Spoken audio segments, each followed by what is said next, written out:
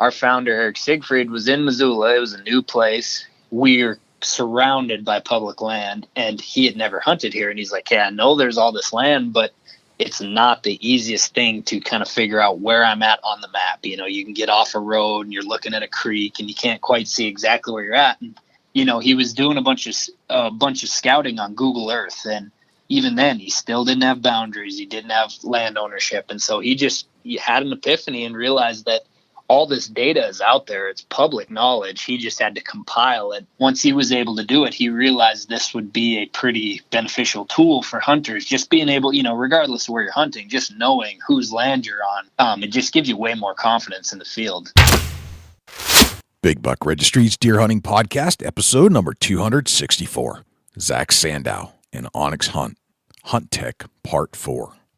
Support for the Big Buck Registry and the Deer Hunt Podcast comes from Recology. Everything you need in one bag. Now available at Rural King and Orslyn Farm and Home storefronts or online at www.recology.org. Hunters blend coffee, defending hunting one cup at a time. Finally, there's a coffee that helps rather than hurts your freedom to hunt. Use the code BBR to receive 10% off your next Hunter's Blend order. Polar Works Coolers and the Chill Zone, specializing in the most durable, reliable thermal cups and coolers. Keep your drinks hot or cold in any element. Covert scouting cameras, remote cameras for hunting, wildlife, and security. Morris's Sporting Goods, a full line of sporting goods without the sales tax. And Big Buck merch. You can get cool, high-quality Big Buck t-shirts, long-sleeve t-shirts, and hoodies. And show support for this podcast by visiting www.bigbuckregistry.com/MERCH.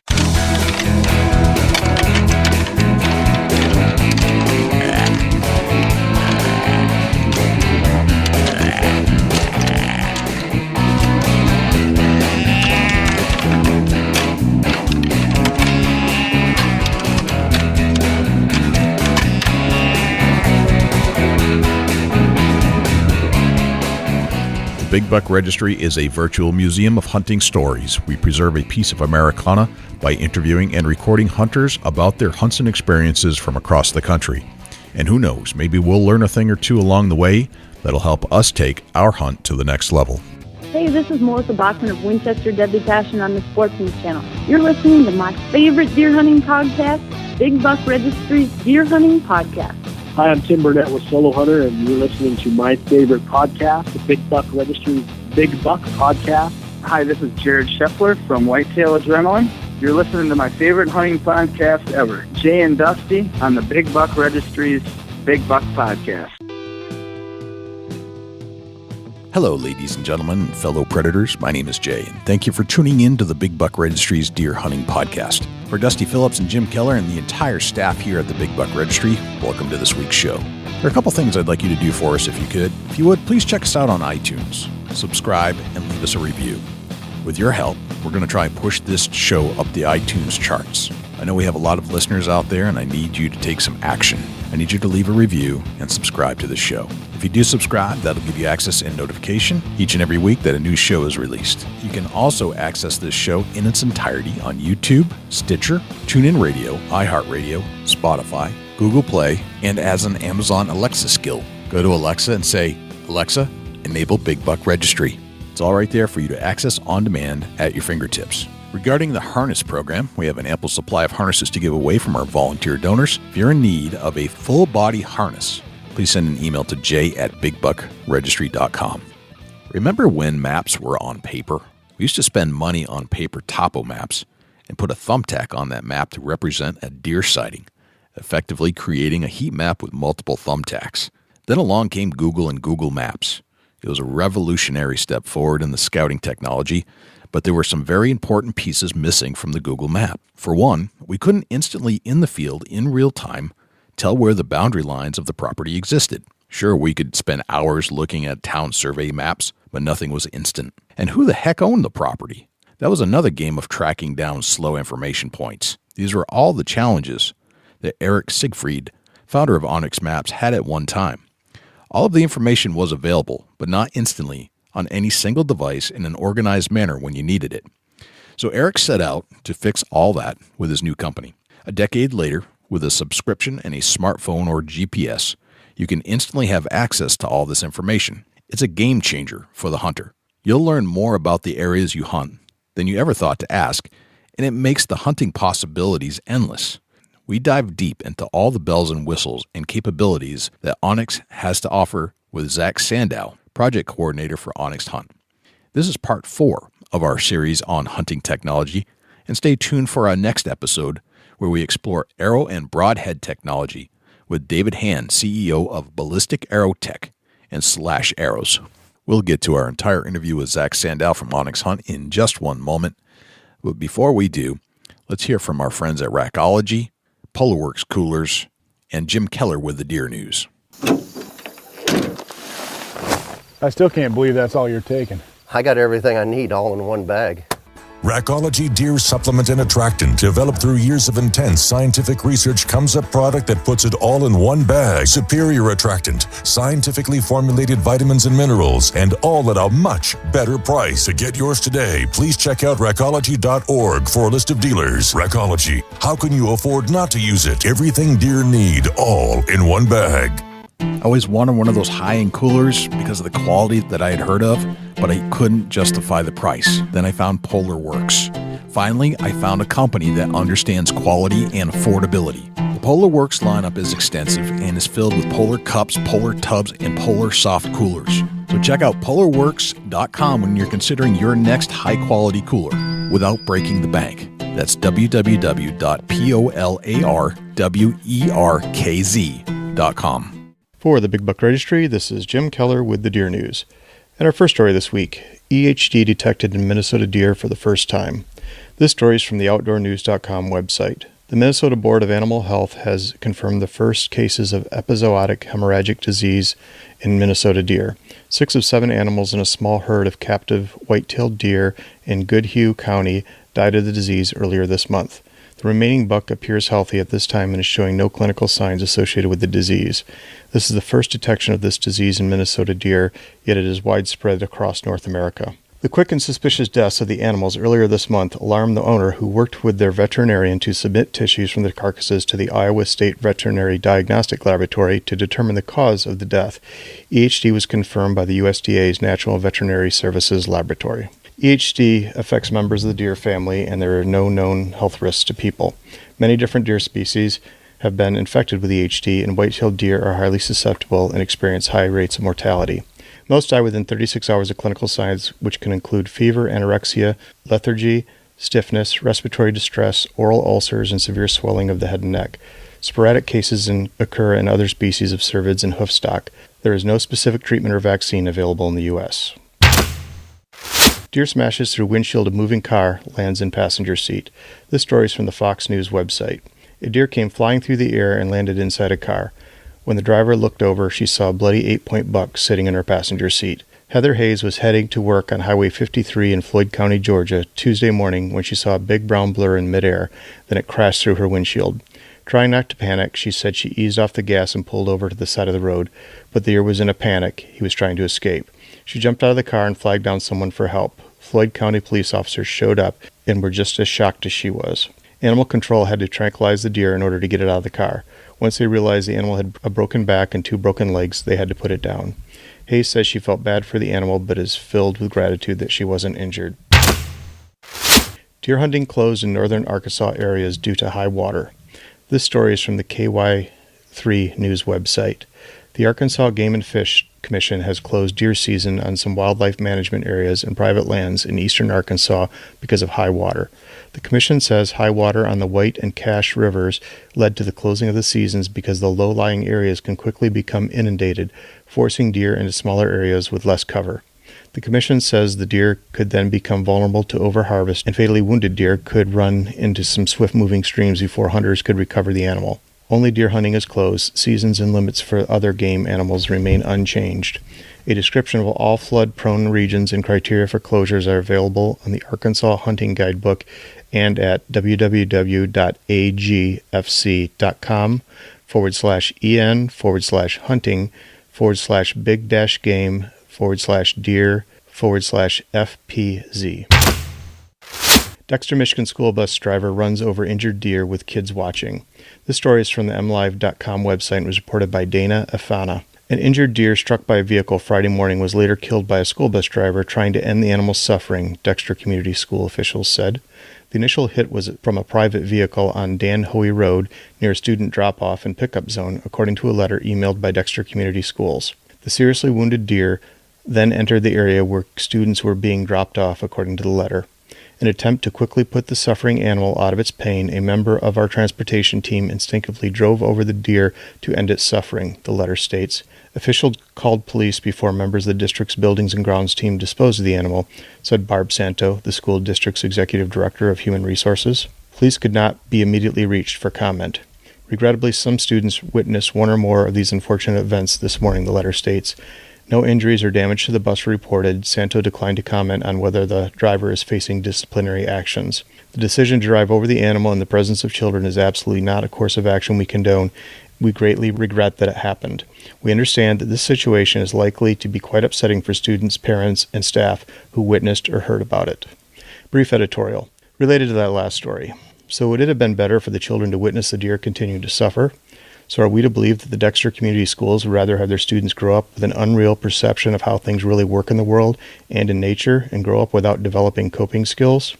If we don't let our kids develop these skills early in life, they will grow up unprepared to deal with the realities of life.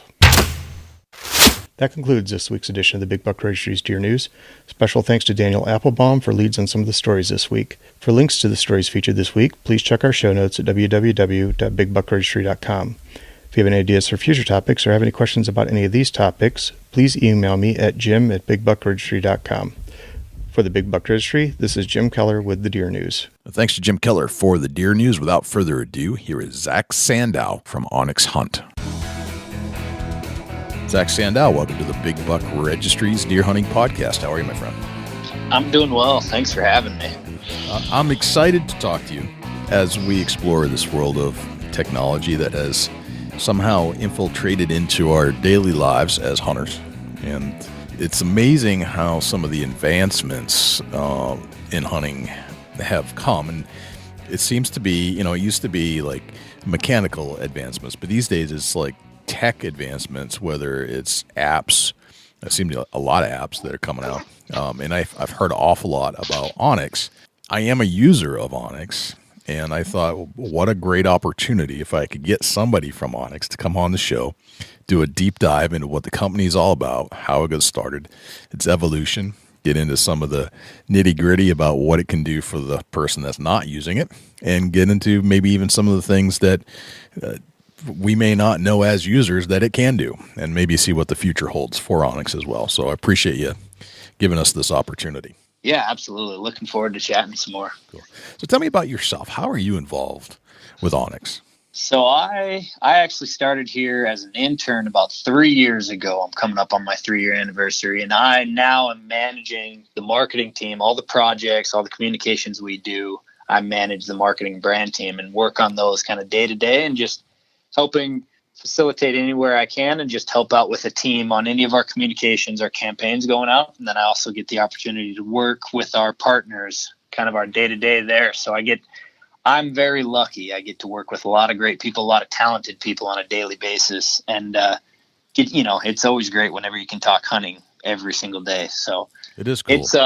It's been great. I started up in marketing, doing some social media and stuff like that. And then now I kind of get to oversee all the communications that go through and help out where I can. And so it's just, trying to keep the customer's voice in mind whenever we're marketing and trying to help with any questions they have, but then also trying to make sure that, we're putting out the right stuff that's answering the questions they may have, or it's catching their eyes. Gotcha. Where's headquarters for you? So our home headquarters is in Missoula, Montana, and then we actually recently got another office in Bozeman, Montana, which is about 3 hours down the road. Okay. It seems appropriate to have your base in Montana. It's just, when you think about big maps and big mapping, where I don't want to get lost the most is in that area. So it can kind of appropriate, I guess. Yeah, absolutely. And our founder, he actually is from Miles City, Montana, which is in eastern Montana. But when he created our first product, which was an actual chip for a Garmin GPS, and all it had was private landowner names, public land ownership, and then the hunting districts. When he started that, he was actually living in Missoula, so that's why our home base is in Missoula, Montana. Gotcha. And then he actually went to college in Bozeman. And Bozeman has a great pipeline for engineers, so that also influenced the reason why we have another office in Bozeman. Okay. All right. When was the first time you were introduced to OnX? I actually got introduced, so the company started in 2009, and I started using it a year after. I grew up in Montana, and so when there was a new product out, they had it at Wholesale Sports, which is now Sportsman's Warehouse. But it honestly was like, it spread like wildfire, especially for the West, being able to pull it up and actually see whose land you're on in the field and actually see your, current location on a map. It was worth its weight in gold. And then when I heard the fact that it was a gentleman from Montana, it was always great, want to support local. And that was one of the things that it just took off in Missoula especially. And so I started using it on the GPS, on a Garmin GPS back in 2010. Right. Gotcha. So how does this evolution begin? Where does that thought come from? I'm sitting around a campfire one night. I said, "Man, I got really lost today. I wish I had something to tell me where I could have gone, or where or am I stuck in some place? Man, I can't tell the difference between public land and private land. I wish I had an app for that." Where does that all begin? Yeah, so it actually began. It's crazy. There's a lot of people. We get a lot of emails. There's plenty of people who have thought about this, and they thought about this years ago. And really, what it was is, our founder, Eric Siegfried, was in Missoula. It was a new place. We're surrounded by public land, and he had never hunted here. And he's like, "Yeah, I know there's all this land, but it's not the easiest thing to kind of figure out where I'm at on the map. You can get off a road and you're looking at a creek and you can't quite see exactly where you're at." And, he was doing a bunch of scouting on Google Earth. And even then, he still didn't have boundaries. He didn't have land ownership. And so he had an epiphany and realized that all this data is out there. It's public knowledge. He just had to compile it in so he could bring it to the field with himself. And so he started doing his research and started building the maps and putting them on the chip. And then once he was able to do it, he realized this would be a pretty beneficial tool for hunters. Just being able, regardless of where you're hunting, just knowing whose land you're on, it just gives you way more confidence in the field. And then you're not worrying so much about looking at the maps, flipping back and forth. You're actually spending time hunting. Right. And so he started the chip, and it just took off. It was one of those things that he had the benefit of coming up with a great product, and then word of mouth. One hunter used it, they loved it, and they started telling people. So really, hunters were the ones that helped us out, and they did all the marketing for us in the early stages. Gotcha. How do you get that information? I mean, it's a database of some sort, but how do you connect it to a map?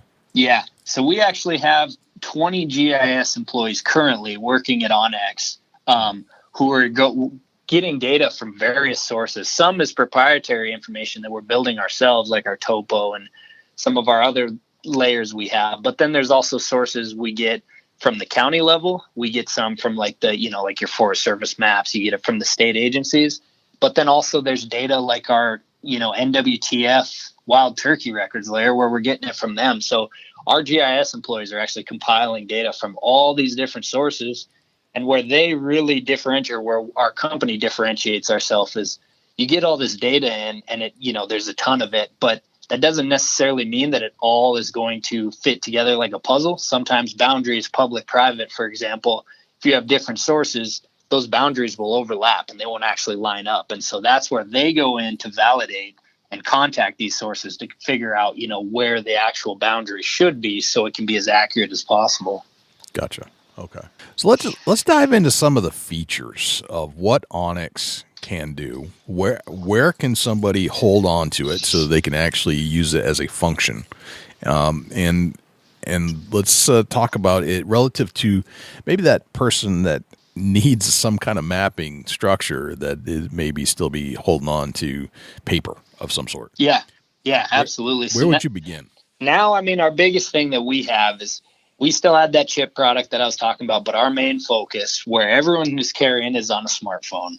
Most people have a smartphone in their pocket. So our Hunt app, it's called the Hunt app, it can be accessed on your smartphone, a tablet, or your computer. And what's great is any information that you have, you can log in on all 3 of those devices and view it, and it looks the same. It's pretty much the same exact thing except for the computer. Obviously, you're not going to take that to the field because it doesn't have a GPS unit in it. But what's nice is I could log in on your phone and it would pull up all my information. So as soon as you create an account on our app and start marking waypoints, or you buy a specific state for data, it will keep track of all that information. And when you log into any smartphone, tablet, or computer, it'll pull it up for you and you can access it.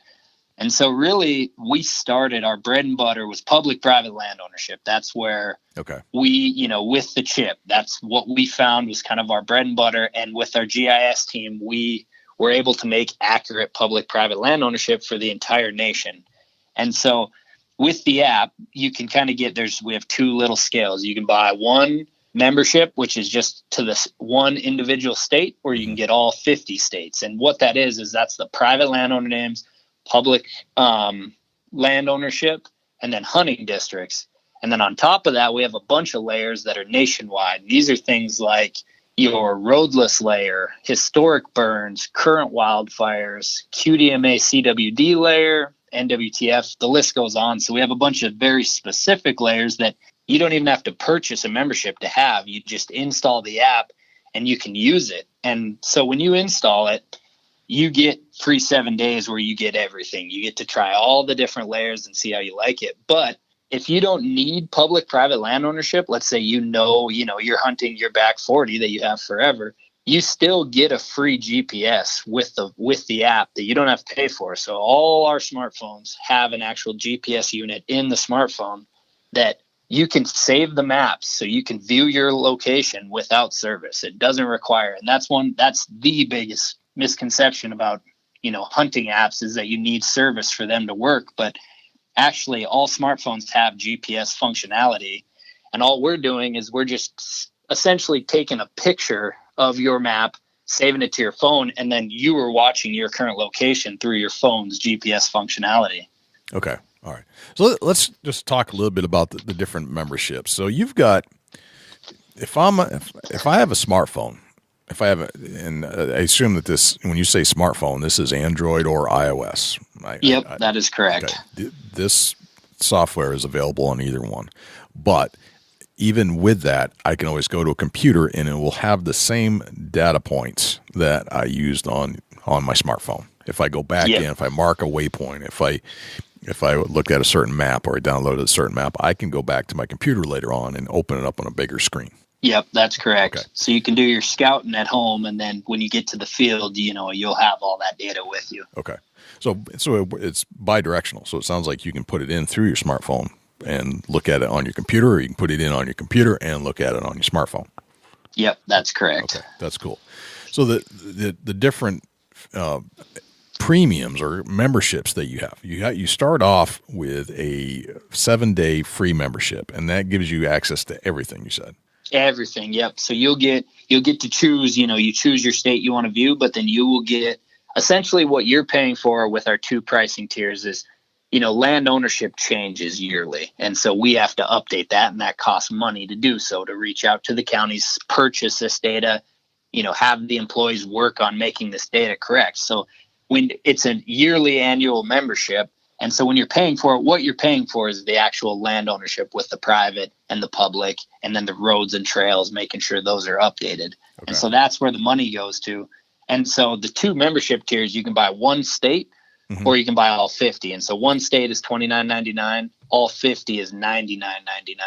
And so that'll get you access to all the landowners throughout all 50 states, all the public land, all the hunting districts, and then even the unique ones, like Missouri Recreational Access Program, or Montana Block Management, or, plots in North Dakota, all those state specific where it's private land ownership, but public access for hunting. It'll get you all that data as well. Okay. And when you say it's $29.99 for a single state, you're saying that's per year. The $99.99 is per year. And just reading your website, it says that you can bill that monthly, so you don't have to pay the full $100. You can. For The Elite one, if you wanted to just try it out for a month or two, we do have a version where you get all 50, and that's $14.99 a month.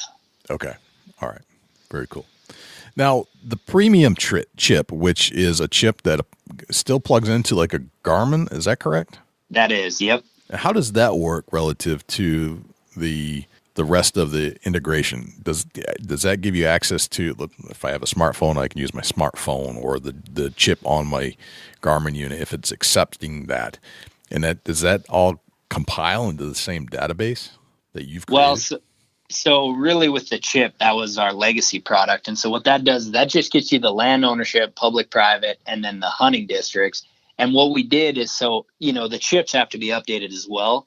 And so you have to manually update that yourself if you want to have the most current, land ownership data. And so what we did is our membership actually updates your chip for you. So if you have a chip, if you buy a chip brand new, you get a membership with it as well. So that means you can access on your smartphone, your computer, and tablet, and you can also update your chip. But really, those two products are kind of separate because the chip only works on a Garmin GPS. It doesn't work on the other three devices, and the app only works on the other three. It doesn't work on the Garmin. But what you can do is there's a lot of folks who have used Garmin's forever, but they're ready to move over to the app.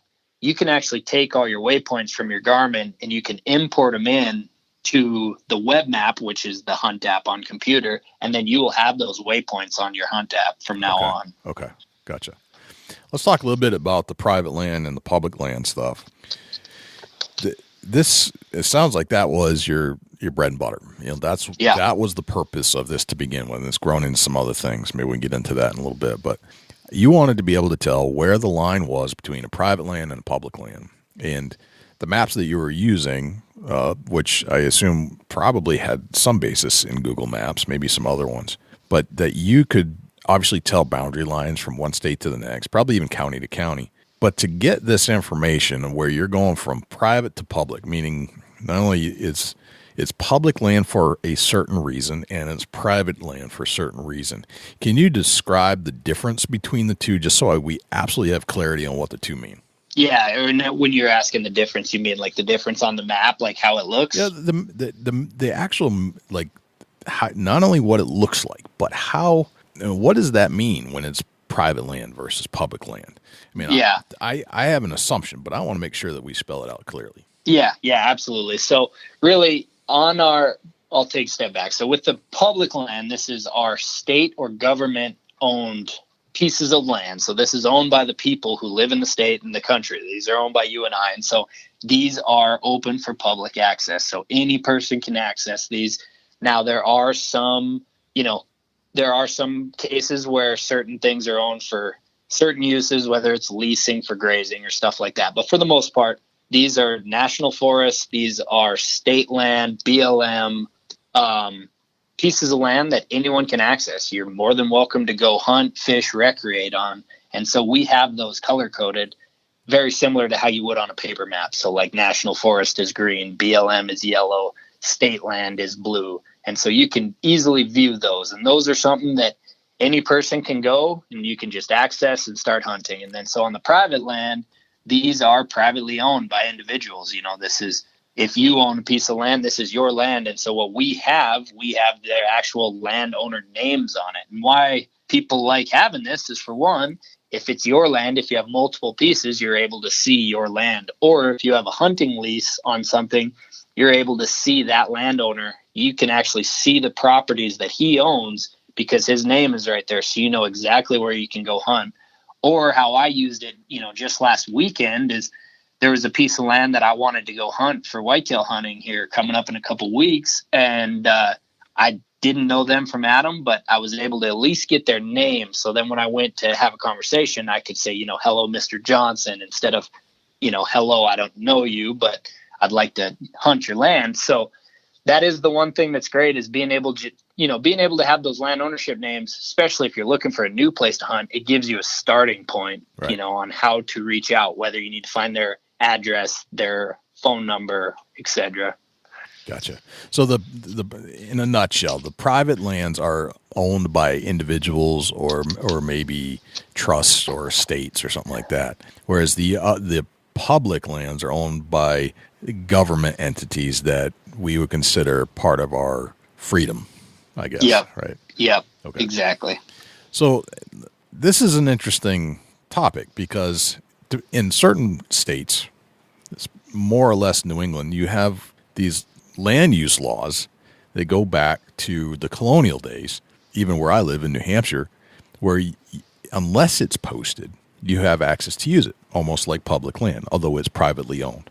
So in those scenarios, in your app, it's not telling me what's posted and what's not, right? There's no database for what's posted and what's not. But you can tell that if it is posted in these colonial areas where the land use laws are more or less more free than some as you get further west or further south, that it will give you a delineation of property lines and the name of the person or entity that owns it.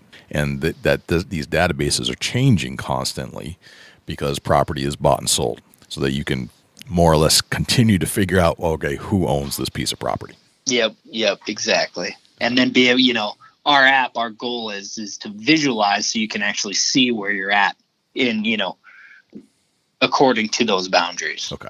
And so you can, you always know exactly whose land it's on, whether it's yours or your neighbor's, or it's a government entity, such as state forest or whatever. Okay. Now, I have noticed in some scenarios that if it's owned in LLC, which is a type of ownership or in trust, that it doesn't always give me a person to point to. Like it's the landowner that I thought it was, the name isn't there. But it gives me some other. It usually says town of.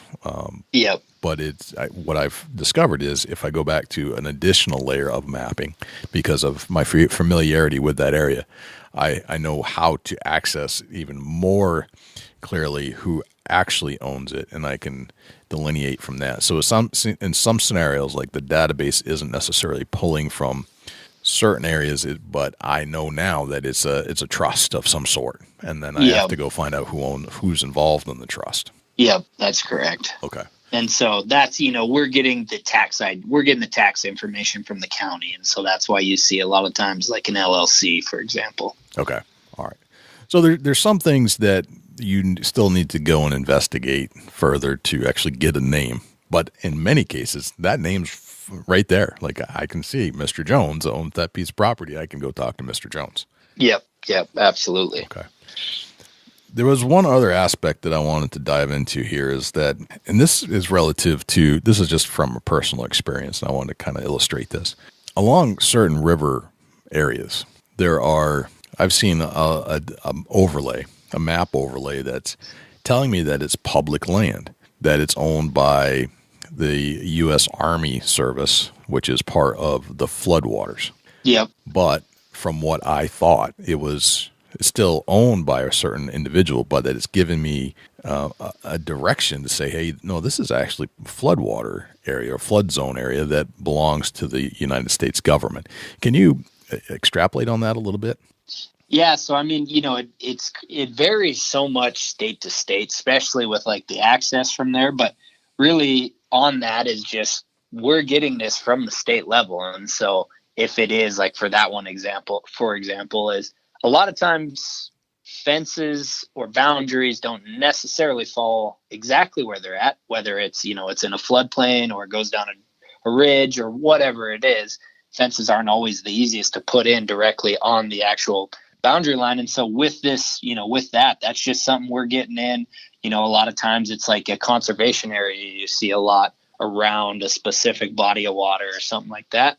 And so whether you can access it, you really need to do your research on each individual state because it is unique from state to state. But that is just generally that's, different types of government owned or, government entity ran and owned land that we're getting from them and highlighting it as, it's highlighted as a government owned, which a lot of people look at the color and they just automatically think public land. And I guess in a very black and white sense it is, but you still need to make sure to do your research, whether you can access it, hunt it, etc.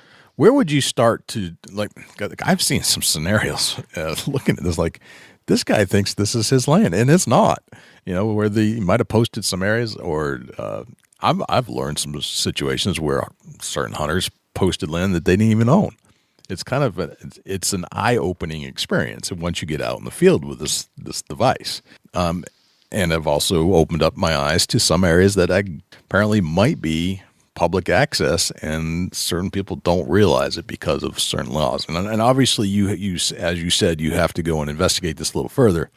But have there been some aha moments that you've heard of where it's, you're going off of assumptions from boundary lines that everybody thought was the boundary lines for years and years, and it turns out, guess what? It's not. Yeah, absolutely. We've had folks who have talked to landowners, and they've actually had our app out, and they've looked at it, and they've figured out that, they went and found the corner marker, and yes, it was off just a touch, or, there is an actual access point. The other thing, too, is a lot throughout the country, we have a ton of game wardens who actually use our product. And so where to start, I've done what I do is first I figure out like what type of land it is. So if it's a wildlife refuge or BLM or state owned, I try to get in contact with them. But even before that, I usually try to contact my local game and fish officer, and I'll call them and, kind of explain what I'm trying to get. And then they can get me in with one of the game wardens from that region who generally has a pretty good idea of the lay of the land. Okay. And they can at least point me in the right direction. And I've actually had some good success,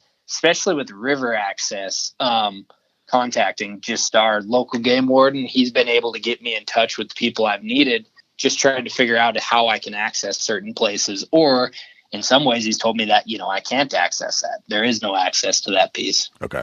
All right. So as we go through this, let's start talking about some of the bells and whistles that this system can do. And I'm going to pull up my app right now so I can kind of go through some of this stuff. So bear with me. Change over to the screen here. So the first thing I notice when it opens up is it knows my location, kind of like it does on a Google Maps. Yep. And there's a bunch of things that you can do from there. Let's talk about map layers first and foremost. There are map layers.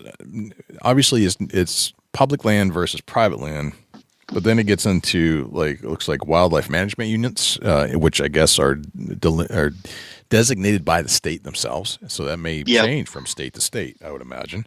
But for example, in New Hampshire, where I am, it's giving me a whole layer of New Hampshire wildlife management units.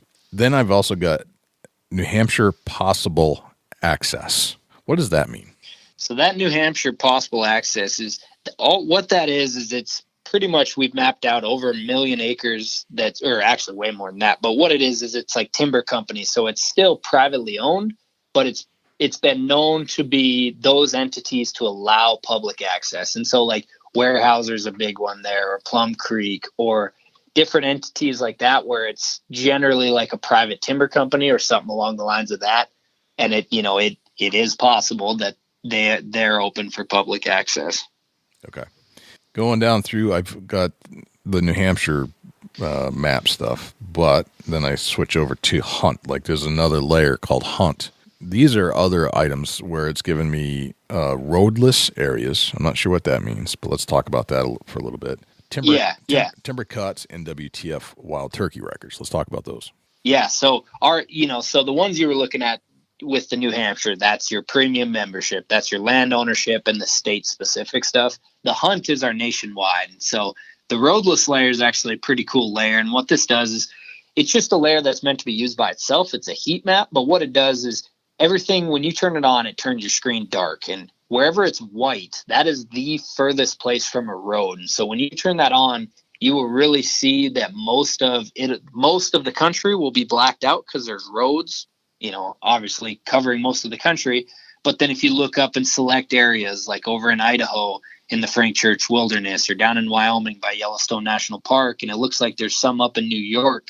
And so wherever it's white, that is going to be the furthest place from a road. And then as it gets that down to that purple, that's going to be a little bit closer to roads. And then black is where roads are. And so really what this is a great starting point for those folks who want to get away from, a lot of people associate roads with people, that's more hunters. It's easier to access. So if you're looking to get away from that, that was the idea with this layer, is here's how you can get furthest away from roads. Oh yeah, now I'm seeing it. So it's like it's definitely black in a lot of areas, but if you kind of look in, there's some purple whiting areas in certain spots that I didn't even realize existed.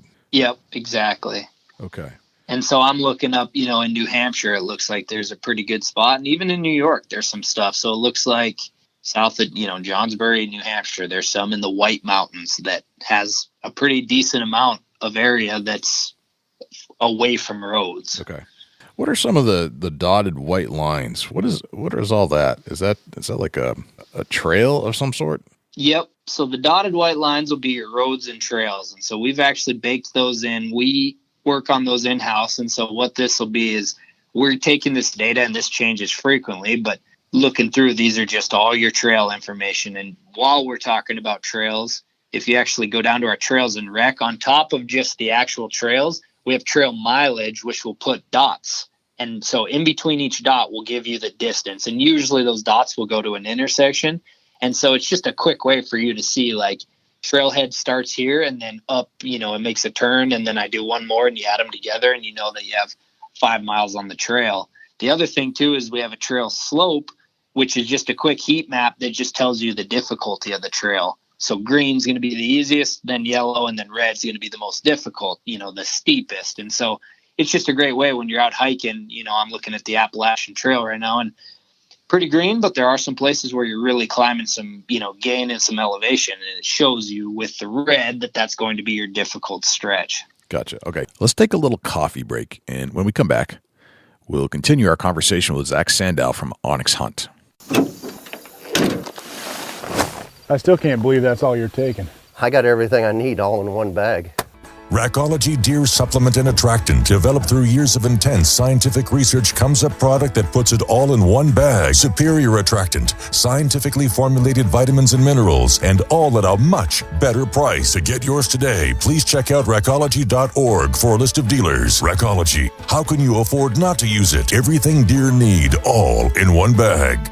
Hunter-friendly coffee retailers are great, but ever wonder where they buy it from? Now there's a company that imports directly from farmers, zero middlemen, roasts it, and ships it right to your door. From the farmer's fields to your morning cup, Hunter's Blend Coffee has been in the hands of hunters. Through their giving, your coffee supports the RMEF, Whitetails Unlimited, and Women's Hunting Associations, and many others. Now you can defend hunting one cup at a time. Not bad for a cup of coffee. And did I mention, it is so good. And now back to our conversation with Zach Sandau from OnX Hunt. Just to recap, I'm looking at my iPhone. It's an iPhone 6S. It's kind of an older phone based off of today's standards. And I've downloaded the app. I put it on my phone. I've created an account with OnX, and I bought the year package. And that gave me access. What is that called? The premium membership. Premium membership. And so that gives me all the states, and I don't hunt all the states, but I hunt. That one gives you one state. Premium gives you one, and then Elite gives you all 50. Okay, I'm sorry. I've got the Elite package right now. Gotcha. Because I do hunt multiple states, a lot of the New England states, Maryland, Ohio. On occasion, I'll get down to North Carolina, and that's about it. Maybe Pennsylvania, but still, that's more than one state. So I need multiple maps.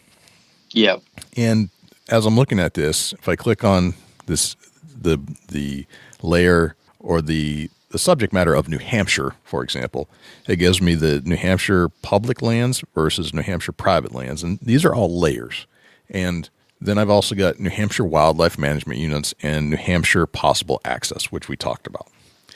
Then I can click down to Hunt, and Hunt gives me roadless areas, where you said that it kind of does a heat map, where those areas that are less easy to access, that are more remote, further away from roads, those will start lighting up like little white ghost-like areas where it's more remote, it sounds like. Yep. Along with that, you can get NWTF wild turkey records, you can get timber cuts, the Rocky Mountain Elk Foundation, historic wildfires, current wildfires, timber cuts, and wilderness. What's the wilderness all about? So the wilderness is just, these wilderness areas are generally, they have their own designation, which has regulations and restrictions in them. And so it's just highlighting those different areas that you most of the time, this isn't always, you can't have, vehicles or bicycles, and they have different camping restrictions. So it's just, highlighting that area just so you know that there are different regulations in that area. Okay. So then finally I can open up this one other bar that says trails and rec. And it brings me to recreation sites, trails, which we talked about, trail mileages, trail slopes. What's the recreation sites? The recreation sites are going to be like your campsites, your boat launches, all those different just sites there for like even stuff like we have breweries in there. Really? So okay. Which is very important, by the way. Yeah, absolutely. Just unique points of interest for folks. And, generally they're using them for campsites and boat access and stuff like that. But I mean, there's over 300,000 of them. So anything from fishing access, campgrounds, trailheads, Forest Service, stuff like that. So I can see how this is definitely kind of developed by a hunter because of a hunting situation, but I can also see that this is going beyond that. This is going into the fishing realm. This is going into the outdoors person of any sort of hiker, outdoor enthusiast, maybe a photographer. If you're doing any kind of long range hiking or trying to find a restaurant or a pub along your hike somewhere, this is more encompassing than just a hunt, is what I'm seeing. Yeah, and I mean that's our goal. Is any person off the pavement, if they're outside, we want to have a tool that's relevant for them and have something that can help them. And so really this is a GPS unit that you can get for free. You don't even have to pay for it. You can mark your waypoints and use it without service, but then we want to provide all this extra data, and that's what you're paying for. Gotcha. No matter if you're fishing, hiking, and then our main goal is hunting. Our main focus is hunting. So there are some aspects of this that are completely free to use. Then as the other data points that are kind of specific to your activity that you probably want to pay for. So what I was just discussing were my layers. Now I'm switching over to the layer library. It gets pretty intense, and I don't think we have time to go through all of them, but I've got layers here that talk about precipitation. So this is your weather radar, right? Yep. I've got QDMA CWD distribution, the most recent being, as far as I can tell now, have been identified in Quebec, just north of New Hampshire, which is frightening. Eastman's MRS, what's that? So that's the Eastman's Members Research Section. So that's a Western focus layer that it's the 11 big states. They have antelope, deer, and elk. And pretty much what it does is gives you a 3-year average trophy score, but then also draw statistics for non-residents, and then also their forecast for the year based on historic trends, but then also future, just all their research and information that they do. They kind of, Guy Eastman puts together his forecast and projections for each state based on that species. Okay. I can also, and that's a $9.99 per year purchase? Yep. Okay. That's an additional one. So we actually have 3 layers that you have to purchase outside of your membership. And so that's the Eastman's, the Boone and Crockett. And so the Boone and Crockett actually has all their records for all, I believe it's 17 species dating back to, I think it's like 1892. They have all their records for every county, all the trophy records, Boone and Crockett, throughout the entire country. And so you can just select what species you want and then check your country or your county out, and it'll have a heat map based on it, and you click on it and it'll tell you how many entries there were, the type of species, etc. And then the last one is we have all the prairie dog towns in the western United States. Well, most of the United States, we have all of them mapped out. So it gives you a heat map exactly where the prairie dog towns are in the United States. Gotcha. And then there's also one called sections and one called forest visitor maps. What are those two? Yep. So the forest visitor maps, that's actually one that's going to disappear, but pretty much what that is like an old Forest Service map. So it's just a PDF, and it's for those folks that like the old traditional feel. The sections is just, so it puts it on and actually puts the section lines for you. Especially when you're doing, this is like how the Bureau of Land Management, when they do their land surveying, it has the township range section divisions. So it's just very beneficial for people who have like a large piece of property and they're trying to survey their land. It gives you that township and range that you need when you're doing that survey. Okay. All right, so that's kind of the old school, but you're saying that's going away. Yes, the Forest Visitor Maps. Forest Visitor Maps, okay.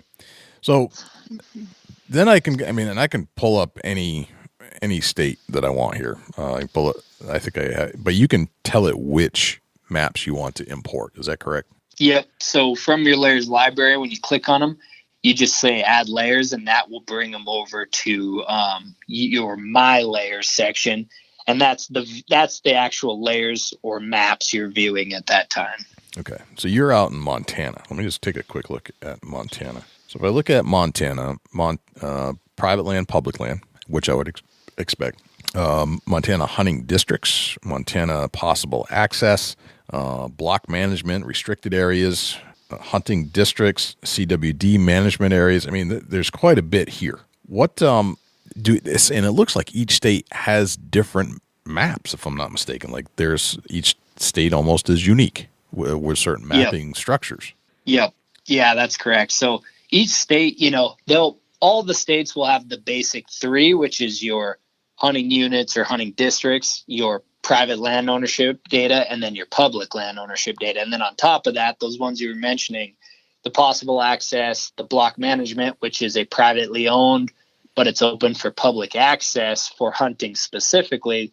They'll have these different sub layers that are, unique to each state. And so that's why, like, each membership, you're purchasing that information that's updated yearly. Okay. All right. So that's fascinating that there's that much sub-layer stuff going on in each state that you should know as a hunter. The Montana block management, I didn't know about that until just now. So yeah. So there's a lot to learn in here about the different states, not only public versus private, but there's other things that you should be aware of that you'll learn by getting into an OnX Map subscription. So if you are planning your first hunt out west, boy, is this useful. Yeah, absolutely. I mean, we honestly recommend just trying it out and, maybe look at your state. But then if you do have you're planning hunting a new area completely, we really feel like we can help you out and help not waste as much time having to drive there, check it out, trial and error. Maybe that spot doesn't work. This at least allows you to find it and you can scout it from home, get a little idea of it, and then go to the field and kind of validate whether it's a good spot to hunt or not. Gotcha. So now if I look at the next screen over, it says Offgrid. What does that mean? So the Offgrid is actually probably the most misunderstood thing about our app. And so what this does is Offgrid allows you to use the app without cell service. And so what you do is when you go to Offgrid, there's that save new map section. And so you can actually save maps at 3 different levels. And so it's 5 miles, 5 by 5, 10 by 10. And then for Android, it's 100 by 100. iOS, it's 150 by 150. And so what that is a big square. And so you turn on all the layers that you think you're going to use, your private lands, your public lands, maybe your timber cuts, historic burns, hunting districts, whatever you'd like. And then you click save when you're on service or Wi-Fi, and it actually saves that picture to your phone. And then once it saves, the next button right next to it, go offline, you tap that and you can be wherever you are in the country that doesn't have service, and it will work and it will show your current location. You can still mark waypoints. You can still use the tracker function. You can draw lines, do anything. Even if you're in service, you could put your phone on airplane mode to save your battery, and you can still use it without service. Gotcha. All right. So, and this will happen to a lot of us when we get out in some of those remote areas. We're not going to have cell coverage. We're not going to be able to download while we're there. You're going to have to download before you get there. Yeah. Yep. Absolutely. So definitely you need, the key is to plan before and make sure you save it. But then, the thing that drains cell phone batteries the most is when you're in and out of service. If you're in thick vegetation or cover and it's going in and out and it's searching, that's when you're really draining it. So being able just to flip your phone on airplane and keep doing what you're doing will save your phone battery tremendously. Okay. Then we get into my content, and I see that it's bringing down, and this is not the map layer stuff. This is lines, areas, locations, tracks. These are all the tracks that I've put in. Is that correct? So these are like the things that I've manually plugged in here along the way. Yep, that's correct. And actually, I'll talk about each of the tools. So we actually have the line tool that you were talking about. So my content holds all the stuff that you're putting into it. And so the 4 tools we have is being able to mark waypoints. So you can mark a waypoint wherever you're at. You can name it, add notes to it, change the look of it. So it has, I think we have 37 different icons, whether it's, a buck, an elk, a rub, wallow, tree stand, etc. Then we have area shape, where you can actually measure out the acreage of a specific area. Line distance, so you can hit a line on 2 points and see the distance it is. And then the last one is tracks, which is your breadcrumb. So you turn that on and it'll leave a little breadcrumb trail of everywhere you've walked. And then, so what that's great is if you have, like you want to walk into a tree stand from a specific way so you don't bugger up the rest of the forest, you can walk that in the first time, mark your track, and then you can actually show that to your buddy, and then he can walk that same line to get exactly where he needs. Or if you walked in one way and that's the best way to get back out to your car, you just follow that track. And so all that information will save to your account, and then you can pull it up on any of your devices. Okay, gotcha. And then, so the tracker is really just a push the button, starts tracking how I get in there. And then all that gets saved under my content, which I can look up later on any device that I'm tapped into OnX on. And it looks like it sorts it by date too. So it captures the date that you put that stuff in there. Yep, exactly. And then you can go back and change the name if you'd like after the fact. Okay. So aside from that, the map itself, it looks like it will go from satellite to hybrid to topo pretty easily. Yep. Just one tap of your finger, you can flip between 3 base maps. And so satellite, we just got Google Imagery. So you have satellite imagery, that'll be Google. And then the topo is our own proprietary one. And so that will be like a basic topo map where you can see the lines. The further you zoom in, the more detail you get. And then the hybrids, obviously combining the two. So you have the aerial imagery with the topo lines. Okay. So as I'm looking at the map, there's one other button. It's going to bring me home. So it's going to tell me where I am located, which I assume you'd have to tell your phone to allow it to use your location services for OnX in order to find your spot. Yep. So it's taking you to your current location where you're at. And so like I'm sitting at the OnX headquarters right now. So if I tap that, it's going to bring me back to my blue dot. But if I'm up in the mountains 10 miles from here and I tap that, it's going to take me there. Okay. But you definitely want to turn on your location services because, just so I know people that's one of those things that, they think apps are tracking them and we're getting all this information. Why you want to turn that on is so you can see your blue dots, so you can actually see your location on the map, but then also so you can mark waypoints and you can do all that stuff. If not, you're telling your phone that you don't want to use the GPS unit in there. Right. Now, if I push that same marker again, it brings up almost like this flashlight, and it turns the map. And that'll tell me the direction that I'm heading currently, or pointing. Yep. Right? That's correct. And then it'll show you the compass as well. It'll point you. So, most maps, it's pointing due north, but then if you're facing the other way, it will show you the direction you're heading, and then it'll show you which way is north. Right. Now, this is another hint. There's a compass calibration somewhere deep in your general settings that if you don't have that turned on, it will not turn the map to fit your way. So, in other words, it won't point you in the direction that you want it to, because there's a setting that has to be turned on and off deep in your general settings on an iOS. I don't know what it is for Android, but if your map's not turning, then you've got that turned off. Yep. And so if you go to map settings, if you just tap the little hamburger menu up in the top left and then map settings, you can actually experiment with everything as far as changing the units you want to do, the coordinates. You can have an actual crosshair for the middle, and then being able to actually pinch and rotate the map as well. So you can kind of customize it to your liking. Do you find people are using still decimal over UTM for the coordinates? No, not really. Okay. Usually they're keeping what's on there already, which is generally decimal, but I don't know. We don't get a lot of people switching around when they're looking at the coordinates, just because with the app, you're not sending them as much or important to search. So a lot of folks, I don't want to say a lot of folks, but most people are just keeping it where it's at, and they're good to go with decimal. Okay. It also tells me elevation of where I'm at, which is, I assume, above sea level. It will tell me the map distance, like how far 2 miles is, for example, based off of how I'm zoomed in. So if I pinch it and I zoom in, now I can get 1,000 feet, 500 feet. Yep, exactly. So it'll give you a good scale of distance up there. And it looks so you can. Yeah, a good scale of distance based off of the 2 points on the line. The red line will tell me how far 50 feet is. And as I zoom out, it gets to, this is 1,000 feet and so on, 2 miles, based off of the map size. But what I've also noticed is that if you zoom in far enough, and it looks like it'll zoom in to the point where a house, a typical 2,200 square foot house, would fill up about, 1/8 of the map size. That's how far it'll zoom in, to the point where you can see a swimming pool pretty easily. It's not super clear, but it's clear enough. And then as you zoom out to which I guess is the 100-foot level, where, I guess that's about half an inch or maybe 3/4 of an inch equals the width of a house. Yep.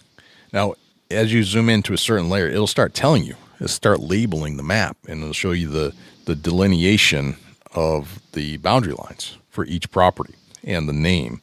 But you can also tap on the name or tap on the property, and it'll bring up its coordinates and some of the other features, like what bear unit name in, what turkey unit name you're in, or what unit for wildlife management, and who owns it.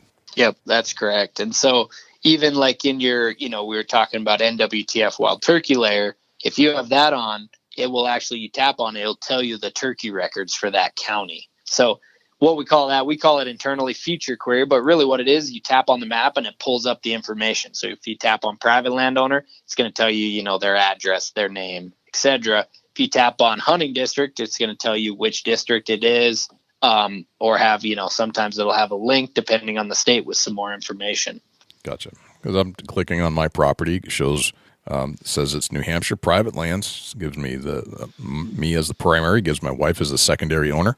So the tax address, the tax city, the acreage, New Hampshire wildlife management area, and so on. And the GPS coordinates that I actually pushed on. Now, how accurate is the mapping as far as, is that boundary line the actual boundary line that you're finding, or does it vary?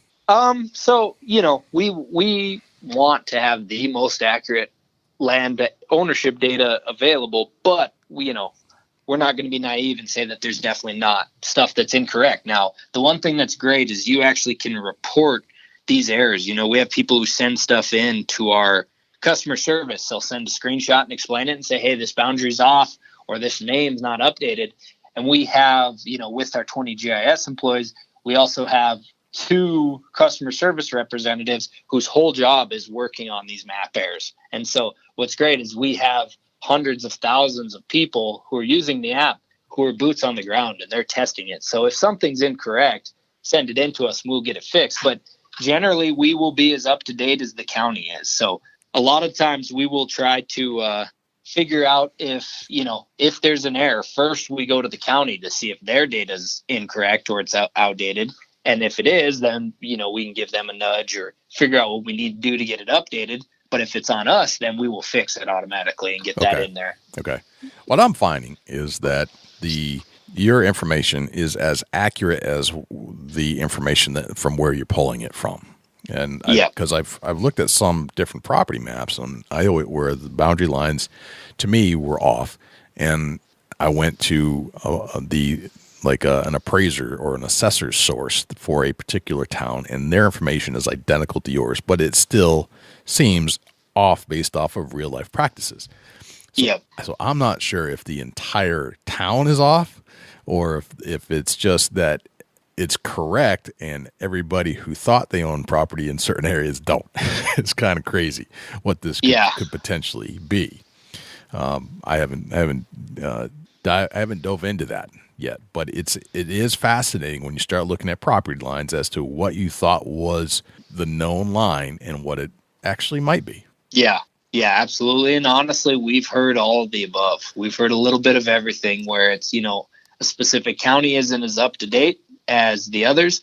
We've also heard where there's been folks who, had no idea there was a section of public land that they always just assumed was theirs, or, they assumed their fence stretched that far, and here their fence was over, 10, 12 feet, whatever.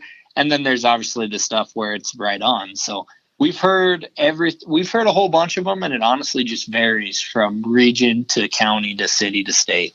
Gotcha.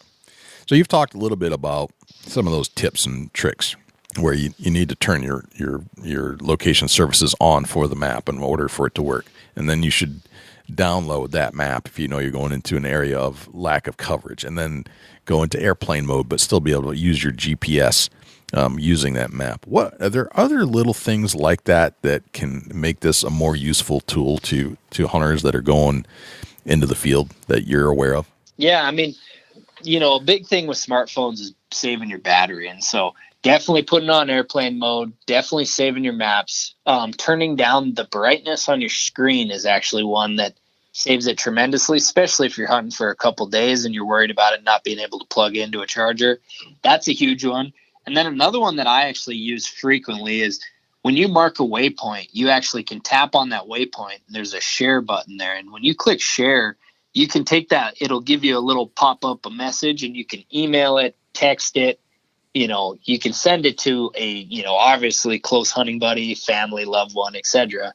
And so I've used that, when I'm sending it to my parents if I'm going somewhere, just so they know the general area I'm going to be. Yeah. Or the other time I used it is I just set a tree stand that me and my buddy are going to, it's an area we both hunt. And so I set a new stand. I marked a waypoint on it and I shared it to him. And now I don't have to go back into the field to show him. He can just navigate his way to it. Gotcha. Okay. So anything else that you can think of that are the little tips and tricks that you've experienced because you use this every day you work for the company? Are there anything else that you can think of? Yeah. I mean, honestly, it's crazy how many different ways people have found to use it. I heard a gentleman was telling me he used it when he was shed hunting his property this spring. He put the tracks on and he started walking the grid pattern, and what he was able to do is he was able to actually see where he hadn't covered on his property. And that was one that I had never thought about.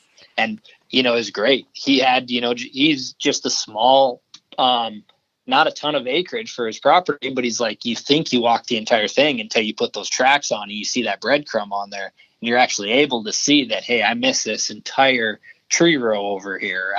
This whole corner needs some attention. The other one I've heard too that's been great, especially in the whitetail woods, is if you're hunting a new area and you have all these different trails, turning on the tracker and walking those trails, in the summer before the season, and being able to see where that confluence is, where all those trails are meeting, and helping you find out where the best place is to put your stands on. That was a pretty cool one too that I got a tip from a customer as well that I tested out this year, and I actually set my stand according to that. That's cool. That's a good one. Very nice. So have you seen any variations between how hunters are using these things in the West? Like Jana Waller, for example. Jana might be using it in the big country where you are to the Midwest, to the East. Are people using them differently in different spots? Yeah, absolutely. And I think that really is focused on the type, they're using it based on where they're at, but also the type of animal they're hunting. And so in the West, like Jana, for example, she's really using it she's saving her maps, using it for a GPS so she can get back to her car. She's exploring these deep into these mountains. Yeah. So being able to get back to her camp spot, her car, but then also she uses it for public land. She's a big public land hunter. And so she's looking for these different places of public land. Some she might have never hunted before, but being able to see that is BLM and I'm allowed to hunt it and just going and hunting. But then, whitetail hunters, I hear a lot of people, a lot of feedback where they're marking, their trail cams or marking their tree stands, but then also measuring out using the area tool, measuring out their plots so they know how much seed they need when they're planting food plots. Being able to use the private landowner name so they can, go ask for permission, or if they have a lease on a certain landowners, being able to see those individual properties. It varies. There's so many different ones. And that's what's great is really, we love feedback, both positive and negative. And So we get feedback from our customer service, just our help at onxmaps.com, people suggesting new features or what we can improve. And that's great because, the people hunting, using it, the hundreds of thousands of people, they're the ones that, they're our boots on the ground. So we want their feedback. We want to make the product the best we can for them. So any of these little tidbits that they give us, we just take those in and we try to figure out how we can make them better. Gotcha. Very nice. Just looking at your website, OnX covers 985 million acres of public land, 9,568 unique hunting units, 421 map overlays and counting. So that's just the overlays themselves, 421, and then 2,000 game wardens approved. What does that mean? Does it mean you've got game wardens using this to assess situations? Yep, absolutely. We actually have partnerships with some state units, and then we have, or some specific states, and then we have other states where it's not an official partnership, but they do use it. They can't officially endorse us, but they use our product. Yeah. And so, like Wyoming, Montana, for example, a lot of the game wardens use either our chip or our app, and so it's one of those things that it helps them out and in the field. And then a lot of the times, if there's something going on, that will be one of the tools they use to help assess the situation. I can see how, as a hunter, you might want to know how close I am to a property line, or B, how close I am to a house before I decide that this is where I'm going to camp out for the evening. And because you have some distance regulations of how far you have to be from a home before you can pull a trigger on any device. And I'm sure, and if you've ever watched Northwood's Law or any of those other game warden shows, you'll see that, well, this person shot here. This is where the deer was killed, and this is where the house is. This is only 293 feet, not 300. And the map and my tracking tool is telling me so, that you shouldn't have shot there. These are mistakes that can be figured out through this app pretty quickly before the problem happens, and definitely after. Yeah, absolutely. Fascinating tool. Just awesome. So, Zach, you got to tell us a deer hunting story, and tell us, make it relative to OnX. Maybe you used the device that made you more successful. Yeah, absolutely. Honestly, my deer hunting wise, I actually just got done elk and antelope hunting and was fortunate enough to have a successful trip there, but we'll go deer hunting. And so I'm going to go back to last year. Me and another employee who actually works, another employee at OnX, I drew a river bottom whitetail tag. So it gave me the opportunity to shoot 2 bucks now. So generally in Montana, you get your general either sex tag that's good for mule deer or whitetail. But then I put in for a permit, which allows me to shoot another whitetail buck in the river bottom with archery tackle. Nice. And so I hadn't hunted this area ever before. And so I was able to find it. And so it was actually a piece of public ground that it was in the actual area that I needed to be for this river bottom tag. And so our idea was in November, it had just snowed. And so I'm a big fan of actually rattling deer in from the ground. I think it's an awesome experience when they come in, and I use one of the decoys and have them set up kind of in November. And it's just great being on the same level as them and have them come in. It's something unique that I've really enjoyed doing. And so what we did is we found this place. I found it because of the map. But then when we got there, we kind of made our game plan, and we had these waypoints on where we were going to set up and do our rattle sequences.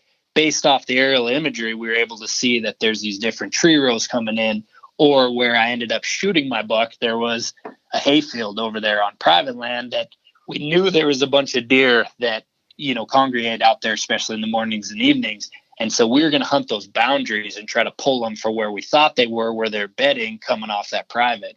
And so we actually set up, and within 15 minutes of our very first spot, which was one of our better ones, we set up the decoy and we started rattling. And I actually had, a nice 5-point buck come in and was able to get an arrow in him at like 24 yards. And he went, 60 yards and piled up, and it was great. But what, was kind of unfortunate is it was the first 15 minutes of the hunt. So we didn't, we were done hunting at that point.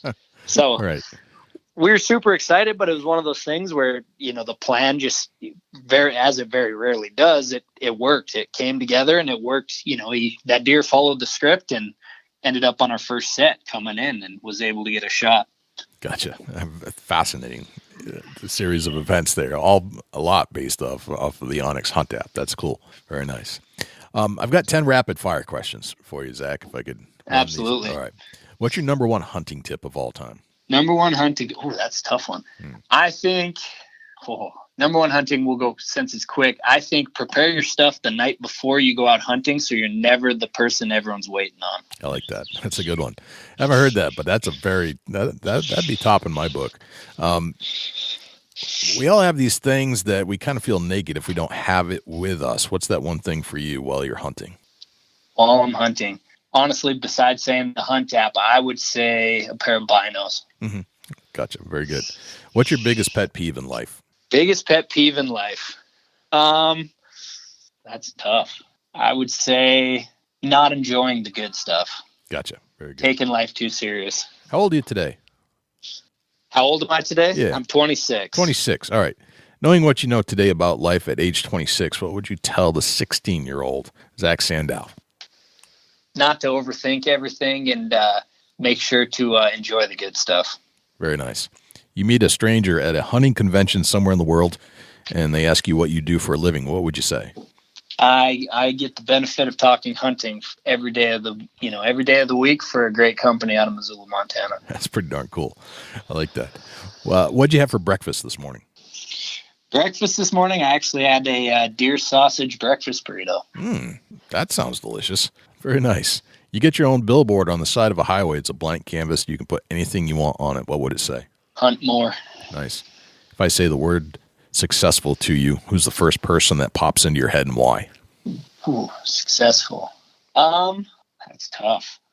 That one, I would say, honestly, when I thought of that, I would say, yeah, that one's tough. I went a bunch of different places there, but yeah, I would say Eric Siegfried, because we actually just got done working on a piece about how he founded this company. Very cool. You know, been around 10 years. It's been great. And he's a very successful man from a great idea. So OnX is about 10 years old? Yep. 10 years old. We started in 2009. Very neat.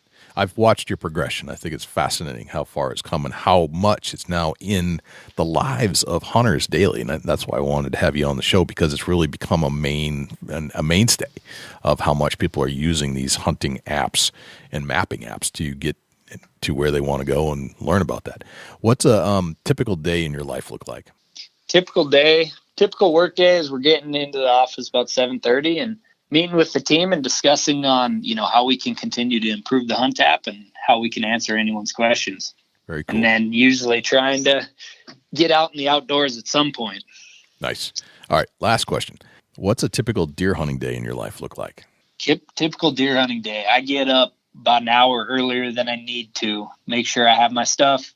Always like to get a good breakfast and then try to get out pretty earlier than I need to. If I need, I never want to be late. I almost feel like I waste the day. So I would much rather sit there for an hour and watch sunrise and be ready. And then it's just trying to be out in the woods as long as I can. Even if it's rough, try to stay out all day because, you don't have the opportunity if you're back home at camp. So trying to stay out and be in the woods as much as possible.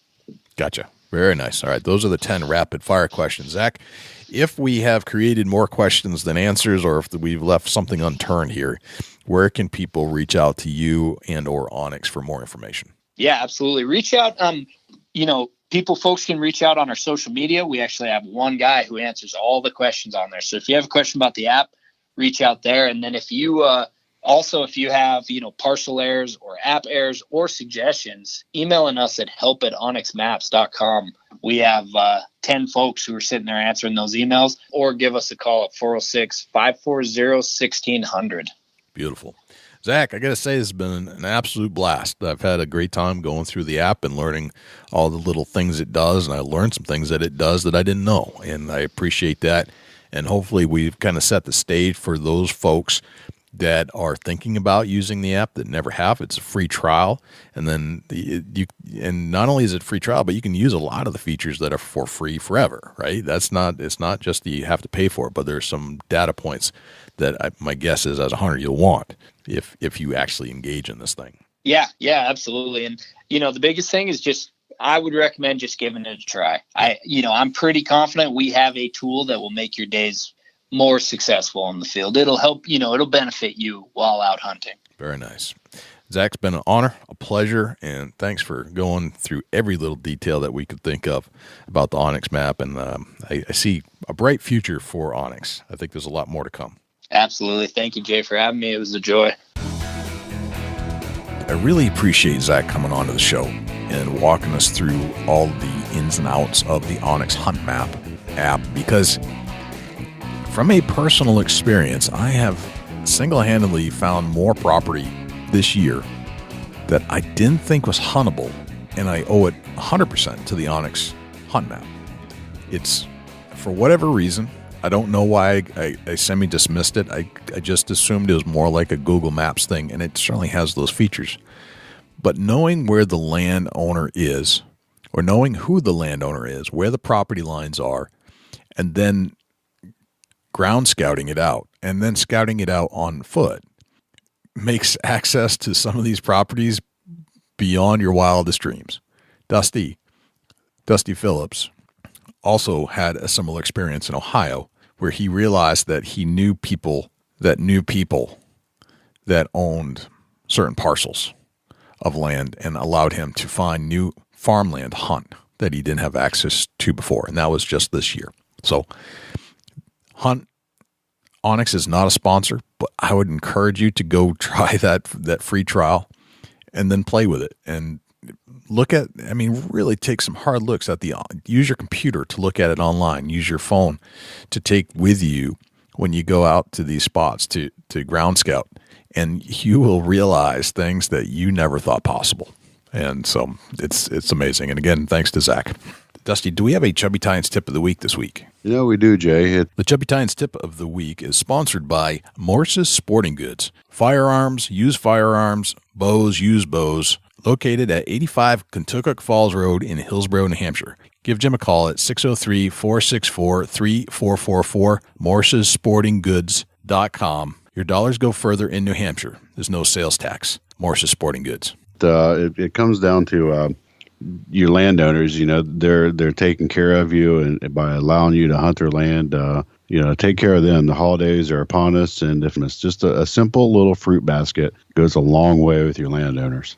There you go. That's a great idea. Very, very nice. It's that time of year to give back to some of the landowners that generously let you hunt on them. And it's kind of hard for us to do that in New Hampshire because there's so much vast land, and the land use rights are a little different, but there are still posted pieces of property that we get permission to hunt on. And that's when you want them to go say thank you. So there's nothing that you could do as a hunter, I don't think, if you hunt on private land and you need to, that helps that relationship continue. Yeah, for sure. Dusty, where can we find you when you're not hanging out here in the studios with me?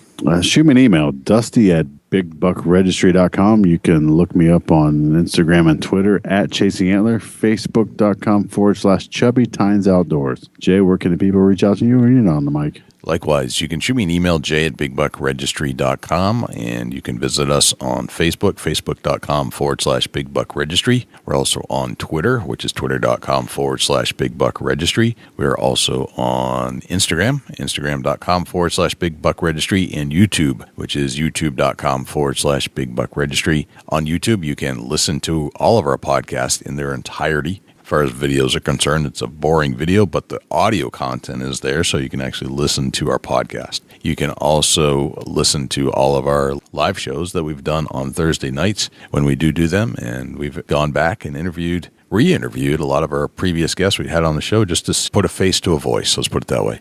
You can always listen to our show on other places as well, not just YouTube. We're found on Stitcher, TuneIn Radio, iHeartRadio, Spotify, Google Play, and as an Amazon Alexa skill. Go to Alexa and say, Alexa, enable Big Buck Registry.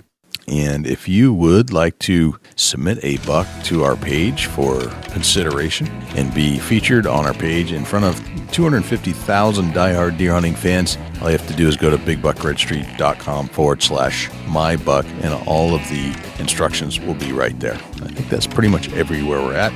I think that's a wrap, Dusty. That's a whole lot of big buck, Jay. Sure is. I'm Jay Scott. I'm Dusty Phillips. And this is the Big Buck Registry's Deer Hunting Podcast. We'll see you next week.